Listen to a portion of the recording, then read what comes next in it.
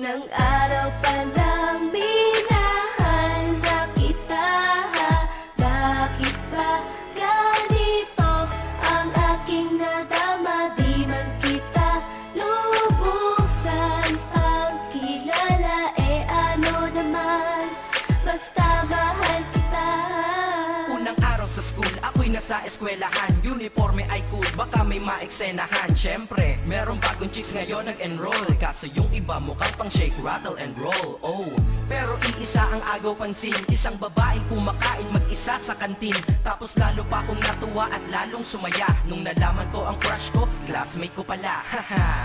Ngayon nga madiskartehan, wala akong pake kung magtaray o mag-enartehan. Basta gusto ko lang sabihin salitang nakakasado. Sa exam ng puso ko, alam mo ba ikay pasado? Pero teka lang, pangalan mo di ko pa alam. Hoy, mister, wag kang maingay. Tumahimik ka ma'am.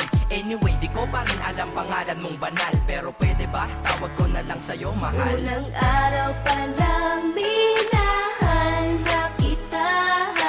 Bakit ba ganito ang aking nadama? Di man kita lubusan ang kilala. Eh ano naman, basta mahal kita.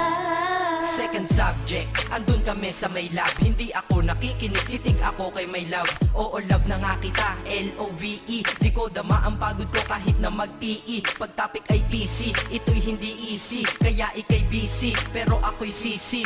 Ngit pa rin sa oras mo kahit ikaw ay mainis. Kasi ikaw bumubusog sa puso ko kapag recess. Kung eskwelahan ng puso ko, ikaw ang principal. Dahil sinusunod lamang nito kanyang minamahal. Daig ko pa ang first honor kapag nakita kita. Ikaw solution sa problem sa matematika ng buhay ko. Kasi ikaw plus ako equals for better. Multiply by tiwala at love equals forever. At wala nang pwedeng mag-divide sa ating dalawa. Kasi sa aklat ng civic kayo'y nakatalaga. Unang araw pa lang